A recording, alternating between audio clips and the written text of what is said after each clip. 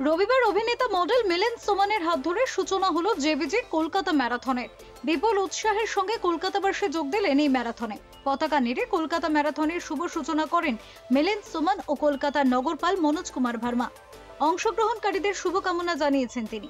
নগরপাল বলেন, সমস্ত অংশগ্রহণকারীদের শুভেচ্ছা। জেপিজি গ্রুপ ও ম্যারাথনটি আয়োজন করেছে।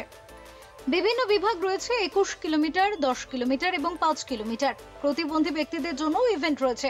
তিনি আরো বলেন, সমাজকে সুস্থ রাখার জন্য নিজেকে ফিট রাখা গুরুত্বপূর্ণ এবং প্রতিদিন 1 ঘন্টা নিজের শরীরের জন্য সময় দেওয়া অত্যন্ত গুরুত্বপূর্ণ। একটি রাজ্য এবং দেশের উন্নয়নের জন্য একটি সুস্থ সমাজের প্রয়োজন। এটা ভালো যে এই ধরনের ইভেন্টগুলি আয়োজন করা হচ্ছে এবং এটি এই ধরনের প্রথম ইভেন্ট এবং আশা করি এরপরে আরো ম্যারাথন অনুষ্ঠিত হবে। আশা করি বিপুল সংখ্যক মানুষ অংশগ্রহণ করবে এবং ফিটনেসের বার্তা দেবে। ফিটনেস একটা বড় ব্যাপার আছে অ্যান্ড নিজেকে ফিট রাখতে হবে, প্লাস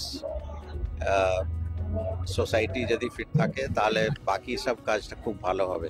তো ফিটনেসের ব্যাপারে যদি আমরা দেখি 21 কিলোমিটার, 10 কিলোমিটার বা যে কোনো দৌড় অনেক কাজ করতে হবে, নিজেকে মানে প্র্যাকটিস করতে হবে, অনেক কিছু দেখতে হবে, ডায়েটিং প্ল্যান কীভাবে ঘুমাচ্ছে সেইগুলো দেখতে হবে।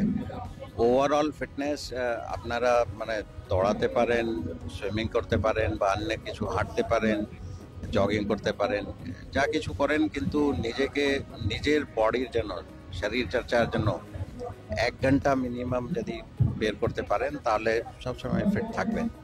রাস্তার উপর নিজেরা সেফ থাকুন, বাকি সবাইকে সেফ রাখবেন। Bureau report, channel 10।